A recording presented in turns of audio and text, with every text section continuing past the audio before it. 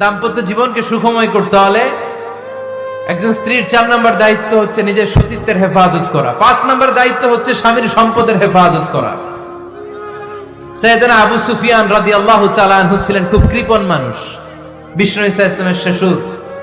সহিহ বুখারীতে এসেছে, ওনার স্ত্রী এসে আল্লাহ রাসূল সাল্লাল্লাহু আলাইহি ওয়াসাল্লামের কাছে বলেন, ইয়া রাসূলুল্লাহ ইন্না আবা সুফিয়ান রাজুলুন শাহীহ।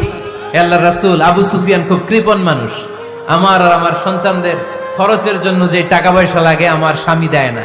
এখন আমার স্বামীর অনুমতি ছাড়া সিন্ধুক থেকে টাকা নেয় আমার জন্য জায়েজ কিনা? আল্লাহর হাবিব বললেন, হ্যাঁ, স্বামী যদি কৃপণ হয় তাহলে ফ্যামিলির খরচের জন্য যতটুকু দরকার অতটুকু নিতে পারবা, ওইটারে ক্ষমা করে দিবে কে?